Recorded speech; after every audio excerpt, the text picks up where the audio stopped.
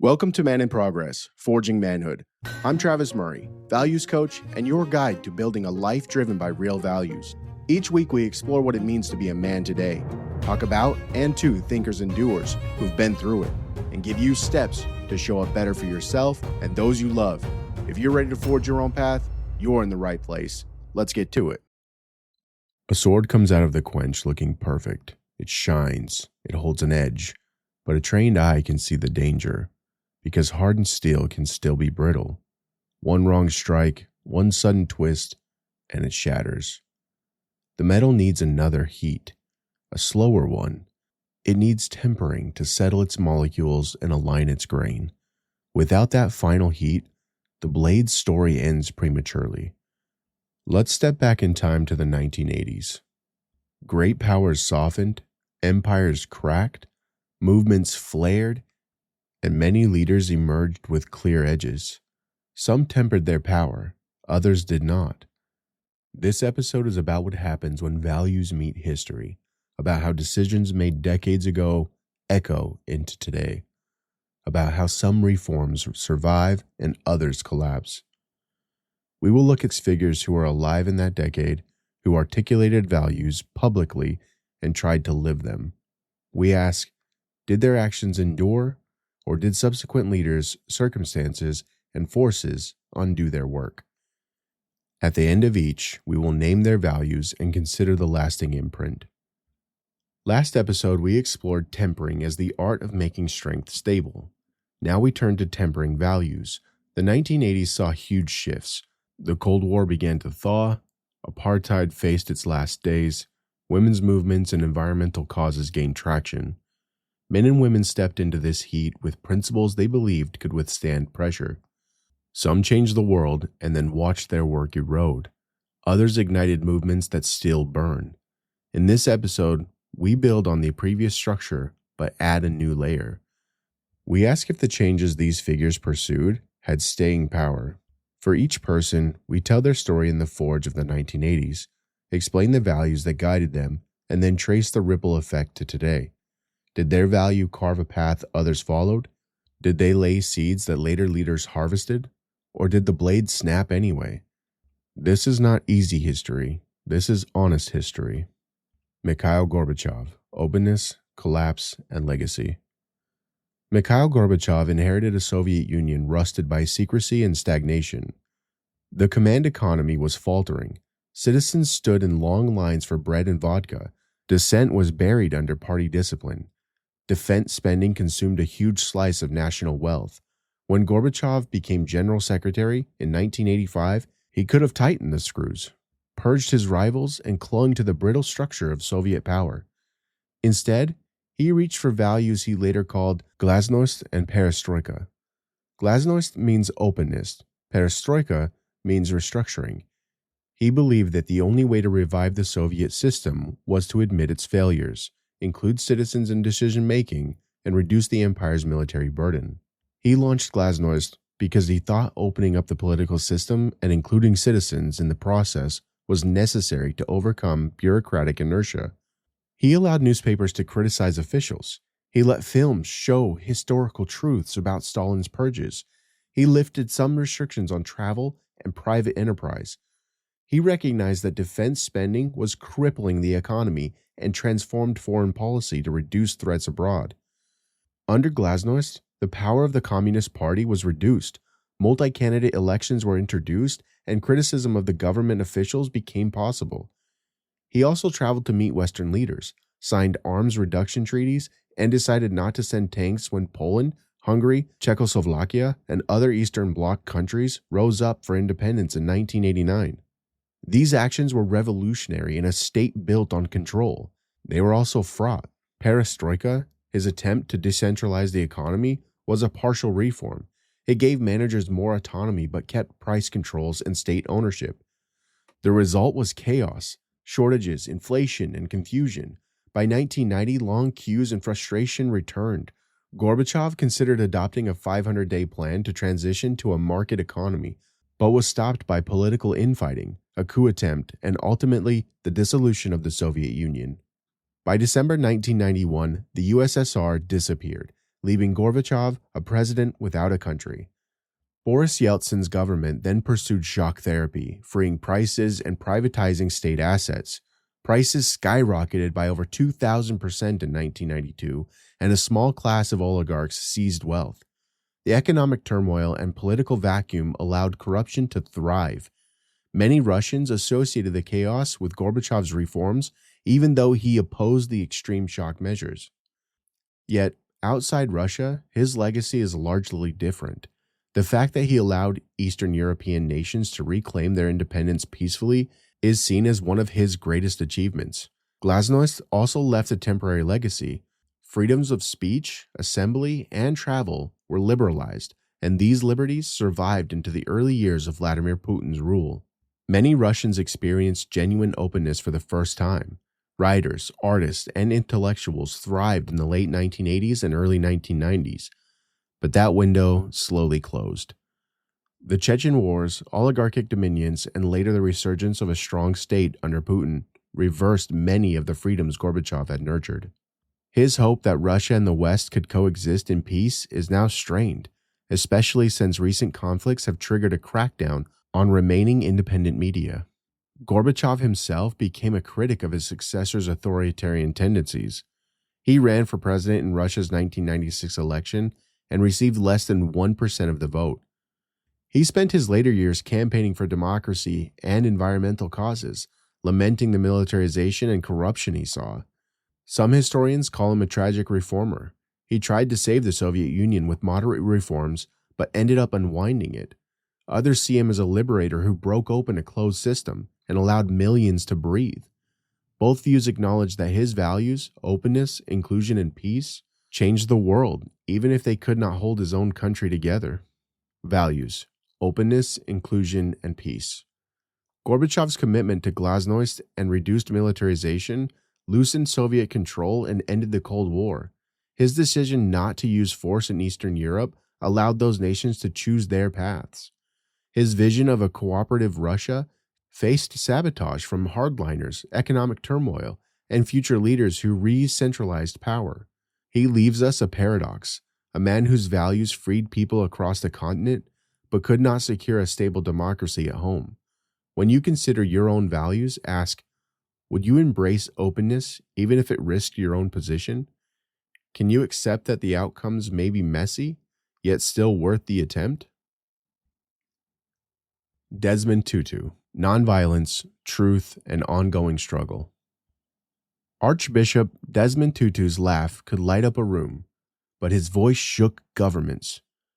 Born in 1931 in Transvaal, South Africa, he grew up under apartheid, a system of brutal racial segregation that dictated where black South Africans could live, work, and travel. Tutu trained as a teacher but could not afford medical school. He later studied theology and became an angelic priest. In the late 1970s and early 1980s, he rose to global prominence as a fierce critic of apartheid. He believed that the best way to achieve peace was not to raise your voice, but to improve your argument. He abhorred violence and denounced uprisings that took up arms. He advocated for nonviolent protest, including economic sanctions and disinvestment, pleading with foreign governments to boycott South African coal and goods. He called for positive peace, a state in which structures and values support justice. Tutu's nonviolence was rooted in his Christian faith. He taught that only forgiveness could restore trust and compassion, declaring that there can be no future without forgiveness. He warned that when we see others as enemies, we risk becoming what we hate. During the 1980s, Tutu used his pulpit to rally international attention. He led marches, wrote letters, and risked his life to prevent violence, sometimes physically placing himself between police and protesters. He won the Nobel Peace Prize in 1984 for his nonviolent resistance and moral leadership. Unlike Nelson Mandela, who endorsed armed struggle at times, Tutu insisted that the means must reflect the end. He was mocked by some activists who thought nonviolence was naive, but his persistence paid off. Economic sanctions and growing global pressure contributed to the eventual negotiations that dismantled apartheid. When apartheid formally ended in 1994, Tutu was appointed chair of the Truth and Reconciliation Commission. The commission's hearings invited both victims and perpetrators to testify. Tutu sat with grieving families, listened to confessions of torture and murder, and wept publicly. He offered amnesty to those who fully disclosed their crimes. He held that retributive justice would only deepen wounds. Restorative justice could open a path to healing. The commission passed legislation addressing previous overlooked injustices and offered compensation. Tutu's approach became a model for reconciliation processes around the world. But what of his values' impact after? Tutu did not retire into comfortable veneration. He continued to speak out against injustice globally. He criticized the new African National Congress government when it stumbled. As early as the mid-1990s, he warned the ANC against corruption and complacency. He advocated for gender inclusion, pushing the church and political leadership to ordain women. He championed LGBTQ+ rights and called for compassion for people living with HIV/AIDS. He co-founded the Elders, a group of leaders who mediate conflicts. He intervened to de-escalate violence, not just in South Africa, but in Northern Ireland, the Middle East, and Myanmar. When he turned 90, he was still known for urging leaders to beat swords into plowshares, quoting Isaiah as a call to justice. Yet despite his legacy, South Africa's present reality is a reminder that values do not automatically translate into lasting change. The Truth and Reconciliation Commission laid the groundwork for healing, but economic and racial inequalities persist. The ANC has faced scandals and violence remains high. Many South Africans still live in poverty. Tutu expressed disappointment that the economic apartheid of inequality continued long after political systems changed. In his later years, he criticized the government for failing to address corruption and for denying visas to the Dalai Lama. After his death in 2021, President Cyril Ramaphosa called him the moral compass of the nation and acknowledged that his example gave meaning to the biblical insight that faith without works is dead. His influence rippled far beyond South Africa. Peace builders cite his principles of confession, forgiveness, and reconciliation as practical politics, not just airy spirituality. Internationally, his refusal to hate even those who oppressed him inspired movements in Northern Ireland and Israel-Palestine. Yet his dream of a rainbow nation is still aspirational. Tutu would likely remind us that the work of justice and peace is never complete. Values must be renewed in each generation. Nonviolence does not guarantee quick results. It cultivates soil for future harvests. Forgiveness does not erase harm. It opens space for healing. Positive peace is more than the absence of war. It requires structures that respect everyone's dignity. Values: nonviolence, forgiveness, human dignity. Tutu's insistence on arguing with words, not fists, his belief that only forgiveness can restore trust, and his warning that seeing opponents as enemies corrodes our humanity framed a moral strategy that helped end apartheid and shaped reconciliation processes worldwide. He showed that religious conviction can fuel justice rather than justify oppression. The long-term impact is mixed. His principles remain a model, but the inequalities he fought still haunt his homeland. Now I want you to ask yourself, do you choose methods that align with your ends? Are there relationships or institutions in your life that need truth-telling and forgiveness more than punishment? What does positive peace look like in your home? Wangari Maathai, Roots That Grew Past Her Lifetime. Picture a Kenyan woman standing in a field of bare earth in 1977. The soil is dry and cracked, streams have shrunk to dirty trickles, firewood is scarce, and women walk miles to collect water and wood. They are tired. They cannot grow enough food, not because they lack will or skill, but because the land has been stripped bare. Wangari Maathai saw this with her own eyes. She had studied science abroad and returned home to teach veterinary medicine. Yet when she traveled through rural Kenya, she realized the greatest medicine her country needed was not in a laboratory, it was trees. Maathai listened to women describe their problems. They told her their streams had dried up and their soil blew away. They told her their children were hungry and their husbands could not find work. The political elite laughed at them. The women Maathai said needed a means to help themselves. So she proposed something radical in its simplicity: plant trees. It is the people who must save the environment. We must stand up for what we believe in, she said. She formed the Green Belt Movement, a grassroots program where women could grow seedlings, plant trees around their homes, and earn a small income. Each tree was a vote for the future. Trees would anchor soil, hold water, provide shade and fuel, and give women a livelihood. By the early 1980s, there were around 600 nurseries and thousands of women involved. They learned to propagate indigenous species and care for them until they were ready for planting. By 1993, they had planted over 20 million trees. The movement connected women's liberation with climate change, created jobs, protected soil, and improved food security. Her activism expanded.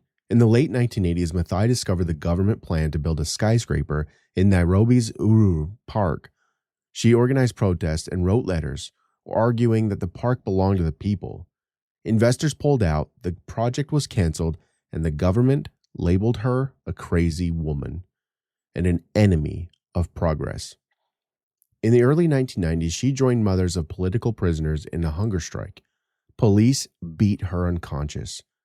In 1999, she was again beaten and arrested for protesting the grab of Karura Forest. Each time she was attacked, she refused to respond with violence. She simply planted more trees and spoke out louder. The world took notice. Maathai served on the boards of environmental and human rights organizations, addressed the United Nations, and in 2002 was elected to the Kenyan parliament. In 2004, she became the first African woman to receive the Nobel Peace Prize. The Nobel Committee recognized that sustainable development, democracy, and peace are indivisible. Maathai continued to work until her death in 2011, writing books and mentoring young activists.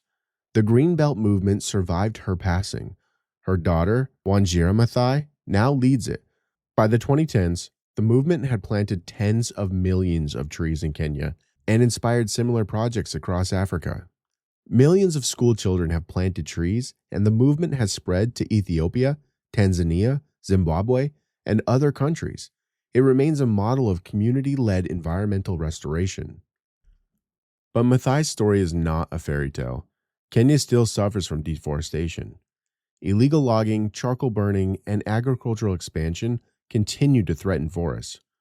Climate change has intensified droughts and floods. Corruption undermines environmental laws. For every tree planted, another is cut down. Women still carry heavy loads of firewood. Politics remains patriarchal. The values Maathai championed, environmental stewardship, women's empowerment, self-reliance, are contested daily. Yet the seeds she planted continue to germinate. The Greenbelt movement has trained thousands of women and men who now lead and hold leadership positions in county governments and civil society. Kenyan courts have blocked destructive developments, citing environmental rights inspired by Maathai's activism, and globally, young climate activists invoke her name as proof that local action can ripple into global change. Values, environmental stewardship, women's empowerment, self-reliance, and justice. Maathai believed ordinary people could save the environment if given knowledge and support. She taught that women's liberation and ecological protection are linked. She insisted that governments must be accountable to communities. The movement she founded planted trees in the ground and hope in the people's hearts. Its lasting impact is visible in millions of trees and thousands of empowered women. The challenges that remain remind us that values must be planted again and again. So ask yourself, what seeds are you sowing in your community? Are they taking root? Do they empower others or simply decorate your own garden? Lech Wałęsa, Solidarity, Power, and the gray of democracy. In the summer of 1980, a 36-year-old electrician climbed over the wall of the Lenin shipyard in Gdansk, Poland. His name was Lech Wałęsa. Food prices had just gone up again. Workers were fed up. Thousands struck shutting down the shipyard. Wałęsa, known for his quick wit and coarse charisma, stood on a makeshift platform and addressed them. He told them not to burn the place down. He told them to organize, to speak with one voice, to demand their rights, not with violence, but with solidarity. Word spread across Poland. Within weeks, 10 million workers joined what became the largest independent trade union in the communist world. They called it Solidarity. They wanted higher wages, free unions, freedom of speech, and an end to the political repression. Their weapons were the word, the spirit, and the thought of freedom and human rights. Wałęsa was not a theorist. He was a Catholic and a father of 8. His values came from his faith, his sense of dignity, and his belief that ordinary workers deserved respect. He insisted on nonviolent resistance. Solidarity represented the determination to resolve conflict through peaceful negotiation and mutual respect. He endured arrests, intimidation, and constant surveillance. He worked closely with intellectuals, priests, and even some communists who were ready for change. He forged an unlikely alliance with Pope John Paul II, whose visits to Poland inspired millions. In 1989, after a decade of strikes, martial law, and international pressure, the communist government agreed to a roundtable talk with Solidarity leaders. The result was an agreement that legalized solidarity and sanctioned free elections for a portion of Poland's parliament. Solidarity candidates won by a landslide. Wałęsa refused to serve as prime minister but helped his colleague Tadeusz Mazowiecki form the first non-communist government in the Eastern Bloc. In 1990, Poland held its first direct presidential election in decades. Wałęsa ran against Mazowiecki and won. His victory symbolized the end of communism in Poland. As president, he oversaw the country's first free parliamentary elections in 1991 and the transformation of the state-run economy into a free market system. He negotiated with Western leaders, secured loans, and advocated for Poland's membership into NATO and the European community. He maintained his connection to ordinary people, wearing his famous mustache and crosspin, and speaking in plain language. Yet, governing a newly free Poland proved harder than leading a strike. He had displayed remarkable political skills as the head of Solidarity, but his confrontational style and refusal to soften on contentious issues eroded his popularity. He clashed with his own advisors and replaced many with loyal friends. The economic shock therapy that converted Poland's economy led to soaring unemployment and inflation. Many workers who had trusted Wałęsa felt betrayed. The solidarity that had unified the opposition fractured. In 1993, just 4 years after their triumph, ex-communists won parliamentary elections. In 1995, Wałęsa lost his bid for re-election. He ran again in 2000 and received less than 1% of the vote. After leaving office, Wałęsa founded the Lech Wałęsa Institute to promote democracy and civil society. He criticized the new right-wing law and justice party's focus on rooting out former communists and left Solidarity when it supported that party. In 2016, newly uncovered documents suggested he may have briefly cooperated with the communist secret police in the 1970s. He denied the allegations. Polish society is divided. Some see him as a hero, others call him a traitor. Meanwhile, Poland has joined NATO, entered the European Union, and built a robust, if messy, democracy. It has also seen the rise of nationalist parties, restrictions on media, judiciary independence, and polarization that makes the solidarity Wałęsa championed feel like a relic. Wałęsa's life demonstrates the power of collective action, courage, and strategic nonviolence. He led by putting his body on the line and by refusing to turn workers' anger into violence. He fought for human rights and workers' dignity and insisted on negotiations even when others wanted blood. Without him, Poland might not have shaken off communism so peacefully. Yet his presidency reveals a flaw in many revolutions. Charismatic leaders are not always skilled administrators. The economic hardships and political infighting of the 1990s created space for former communists and later for nationalist populists to return. Allegations and scandals tarnished his saintly image. Poland today debates his legacy in shades of gray rather than black and white.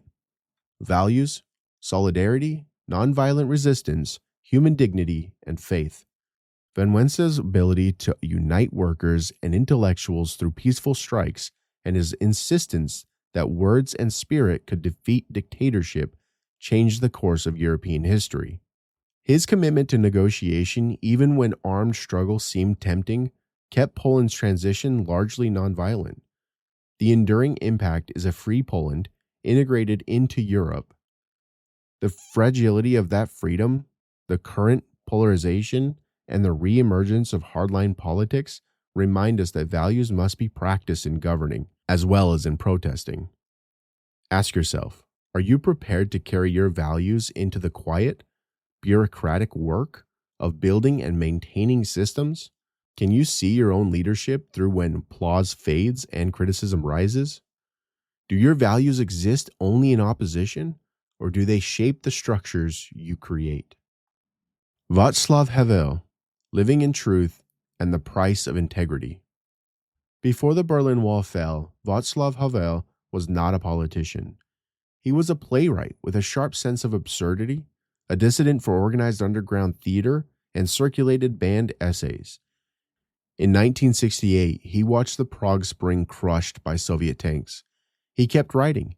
In 1977, he co-founded Charter 77, a human rights movement that demanded the Czechoslovak government live up to its own constitution. The regime called him a traitor and sentenced him to prison. In his cell, he wrote letters to his wife, Olga, about politics and morality. Those letters became a classic of anti-totalitarian literature. Havel's central idea was simple and radical: live in truth. He believed totalitarianism thrives on lies and fear. When individuals refuse to lie, when they call things by their proper names, systems of oppression wobble. Living in truth, he argued, gives individuals power to challenge regimes by withdrawing their cooperation. In 1989, as communist authority crumbled across Eastern Europe, Havel became the unlikely face of the Velvet Revolution. He stood on a balcony in Prague's Wenceslas Square before 500,000 people and declared that truth and love must prevail over lies and hatred. Students and citizens carried banners that read, "We do not want violence," and sang songs of peace. Havel urged the crowd to stay calm, to refuse provocation, to embody the values they wanted their country to adopt. When the Communist Party resigned and free elections were announced, the Civic Forum, a coalition of opposition groups, chose Havel as its spokesman. Within weeks, he was elected president of Czechoslovakia. On New Year's Day, 1990, Havel delivered his first presidential address. "For 40 years," he told his citizens, "you heard how our country flourished, how happy we all were. I assume you did not choose me so that I would lie to you." He then admitted that the country was morally ill because people had become used to saying something different from what they thought. He urged them to take responsibility. That honesty stunned a nation accustomed to propaganda. It also signaled that his leadership would be rooted in moral truth rather than political expediency. Havel's presidency embodied his values and their tensions. He legalized opposition parties, supported free media, and guided the peaceful split of Czechoslovakia into the Czech Republic and Slovakia. He delivered moving speeches about Europe's moral renewal and warned against mafioso capitalism that would turn democracy into a playground for oligarchs. He insisted that politics must have a moral dimension and that civil society must be strong. He refused to join a political party, seeing himself as a guardian of conscience rather than a technocrat. He proposed that NATO and the US help the USSR transition to democracy, arguing that the West had a moral duty to assist its former enemy. But the transition he oversaw was messy. Under his watch, Czechoslovakia's communist economy was dismantled. Industries were privatized quickly, often without strong legal frameworks. The resulting voucher privatization allowed well-connected individuals to accumulate wealth and left many workers unemployed. Václav Klaus, his prime minister and later president, championed rapid market reforms with little regard for ethics or transparency. Havel criticized Klaus's pragmatic approach as lacking morality. Klaus dismissed Havel as naive. In 1997, Klaus's government collapsed amid corruption, scandals, and confirming some of Havel's warnings. Yet Havel could not stop the tide. Many citizens grew tired of his moralizing and longing for stability and prosperity. By the time he left office in 2003, the Czech Republic had become a democracy with a functioning market economy, but also a place where political parties served powerful economic groups. Havel's popularity at home waned even as he remained celebrated abroad. After leaving the presidency, Havel continued to advocate for human rights worldwide. He supported dissidents in Cuba, Belarus, and Burma. He warned against the rise of nationalism and xenophobia. He remained critical of his own country's complacency, and when he died in 2011, world leaders praised his courage and integrity. Many Czechs mourned him, but others felt ambivalent. They respected his role in ending communism, but blamed him for the economic pain of the 1990s and for being out of touch with ordinary people's struggles. What is the lasting impact of living in truth? On the positive side, Havel's insistence on nonviolent resistance helped ensure that the Velvet Revolution remained peaceful.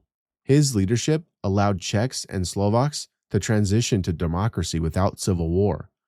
His concept of living in truth continues to inspire activists under authoritarian regimes. It reminds them that personal integrity can undermine oppressive systems.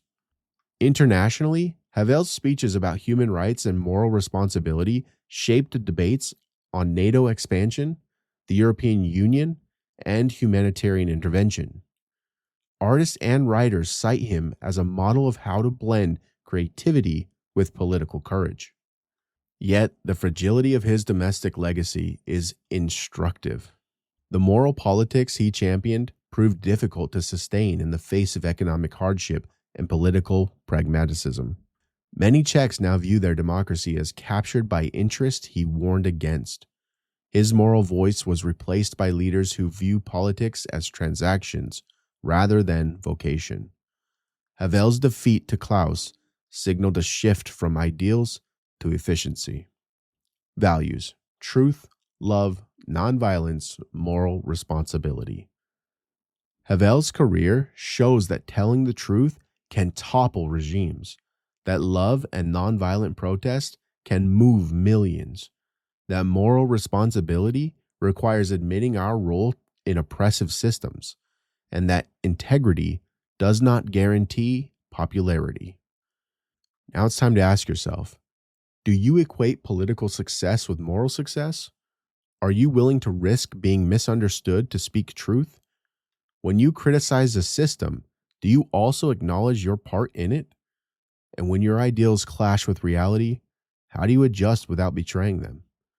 Havel's life teaches that living in truth is a daily choice with no guarantee of immediate reward, but it may be the only way to forge a blade that does not shatter. The choice every man faces. You've heard the long stories. You've seen how values forged in the heat of the 1980s held or broke under pressure. You've walked through openness that dissolves an empire, nonviolence that healed and still aches, courage that freed a country and then faltered, and truth that toppled regimes and then was eclipsed by pragmatism. Each person you've just met announces their values and tried to live them when it cost them dearly. Some succeeded, some failed, but all of them left ripples. Now the forge calls you back. You may not be a president, an archbishop, or a global icon, but your values will be tested just the same. They will meet fatigue. They will meet hardship. They will meet indifference. They will meet your own fear, and you will have to decide if you're ready to temper them. You will have to decide whether the blade you carry will hold or shatter. So tonight, write down one value you claim. Ask yourself, when was the last time I tested this? Did you stay true? Did you adapt? Did you hide? Choose one small action that aligns with that value and do it before the day ends. Say, I'm sorry, if your value is humility. Plant something if your value is stewardship. Speak up if your value is justice. Sit quietly with someone who needs you if your value is compassion. Would the younger you be proud of the choices you make now? Would the man you want to be recognize the man you are? Would he see the values lived under fire or just carved in pretty words? The forge is hot. Your edge will be tested again and again. Return to the heat. Temper yourself. Live your values under pressure, not just on paper. Hold your edge beside another man and watch how steadiness becomes strength. You are not broken. You are not late. You are not who you used to be. Welcome to the Forge. Thank you for tuning in to this episode. We'll be back next week with another one, and I hope you enjoy it just the same. Hit that follow button, hit that save, hit that favorite. You can find me on TikTok or Instagram at TravisMurrayVO. And please, if you feel like you need someone to talk to, go to the description, hit that send us a text button. I receive all the messages and I will respond to every one of them. Thank you. Have a great week.